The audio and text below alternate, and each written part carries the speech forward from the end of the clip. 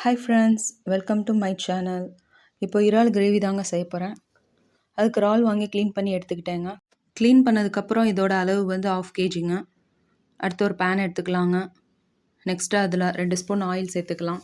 Oil நல்லா சூடாகி வந்ததுக்கப்புறம் 1/2 spoon garam masala, 1/2 spoon சோம்புத்தூள், 1/2 spoon சீரகத்தூள் சேர்த்துட்டு அது நல்லா பொரிஞ்சு வந்ததுக்கப்புறம் நம்ம ஆனியன் சேர்க்க வேண்டியதாங்க.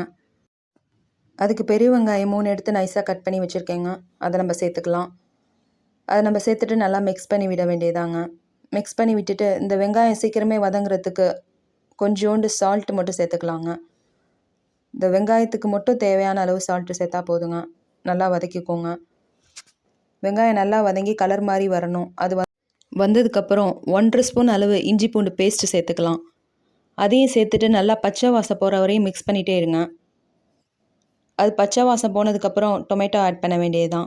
அதுக்கு வந்து நான் ஒரு பெரிய சைஸ் தக்காளி எடுத்து கட் பண்ணி வச்சுருக்கேன். அதையும் சேர்த்துக்கலாங்க. அதையும் சேர்த்துட்டு அது வதங்குற வரையும் நல்லா மிக்ஸ் பண்ணிகிட்டே இருங்க. ஸ்டவ்வெல்லாம் லோ ஃப்ளேம்லேயே வச்சுக்கோங்க, இல்லாட்டினா வந்து அடி பிடிச்சிரும். நெக்ஸ்ட்டு வந்து மசாலாஸ் ஆட் பண்ண வேண்டியதாங்க. அதுக்கு 1/2 ஸ்பூன் மஞ்சத்தூள், 1 ஸ்பூன் மிளகாய்த்தூள், 1/2 ஸ்பூன் மல்லித்தூள் சேர்த்துட்டு நல்லா மிக்ஸ் பண்ண வேண்டியதாங்க. அது நல்லா பச்சை வாசம் போகிற வரையும் மிக்ஸ் பண்ணிகிட்டே இருக்க வேண்டியதாங்க. அடி பிடிக்கிற மாரி இருந்தால் ஒரு ஸ்பூன் அளவுக்கு மட்டும் வாட்டர் கொஞ்சம் ஆட் பண்ணிக்கோங்க. எல்லாம் வதங்கினதுக்கப்புறம் நம்ம இறால் சேர்க்க வேண்டியதாங்க. இறால் சேர்த்ததுக்கப்புறம் நல்லா மிக்ஸ் பண்ணி விட்டுட்டே இருக்கணுங்க. ஸ்டவ் வந்து லோ ஃப்ளேம்லேயே இருக்கட்டுங்க. நல்லா மிக்ஸ் பண்ணி விட்டுட்டே இருந்தால் தான் அந்த மசாலாஸ்லாம் இறாலில் வந்து கொஞ்சம் செட் ஆகும். அதுக்கப்புறம் நம்ம மூடி போட்டு வச்சிடலாங்க. எப்படி இருந்தாலும் இறாலில் வந்து லைட்டாக தண்ணி வருங்க. அது மூடி போட்டு வச்சு ஒரு 2 மினிட்ஸ்க்கு அப்புறம் அதை ஓப்பன் பண்ணி பார்த்தா அது கொஞ்சம் லைட்டாக தண்ணி வந்திருக்குங்க. இப்போ அந்த பச்சை வாசம்லாம் போயிருக்குங்க. இப்போ நம்ம வந்து வாட்டர் ஆட் பண்ண வேண்டியதான். அந்த இறால் வந்து முக்கிற அளவுக்கு வாட்டர் ஆட் பண்ணுங்க. நான் ஒரு 1/2 டம்ளர் அளவுக்கு வாட்டர் ஆட் பண்ணிக்கிறேன். அதையும் ஆட் பண்ணிவிட்டு நல்லா மிக்ஸ் பண்ணிவிட்டு சால்ட் ஆட் பண்ணுங்க. ஏற்கனவே நம்ம வந்து சால்ட் ஆட் பண்ணியிருக்கோம். அதனால் இப்போ நான் கொஞ்சமாக சால்ட் ஆட் பண்ணிக்கிறேன். ஆட் பண்ணிவிட்டு நல்லா மிக்ஸ் பண்ணிக்கலாம். அது பண்ணதுக்கப்புறம் ஒரு 2 மினிட்ஸ் வந்து அதை மூடி போட்டு க்ளோஸ் பண்ணி வச்சிடலாம். அது நல்லா கொதித்து வரணுங்க.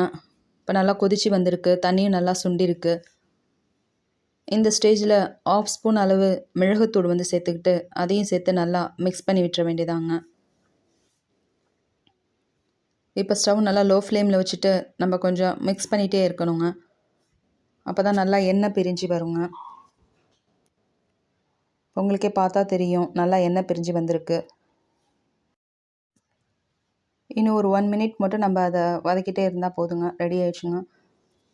இந்த ஸ்டேஜில் கருவேப்பிலையை போட்டு நல்லா மிக்ஸ் பண்ணிக்கலாம். அதையும் மிக்ஸ் பண்ணி விட்டுட்டு ஒரு 1 மினிட் மட்டும் நம்ம ஸ்டவ்லேயே அப்படியே லோ ஃப்ளேம்லேயே இருக்கட்டுங்க. அப்போ தான் இன்னும் நல்லா எண்ணெய் பிரிஞ்சு வந்து நல்லா டேஸ்ட்டு நல்லா இருக்குங்க.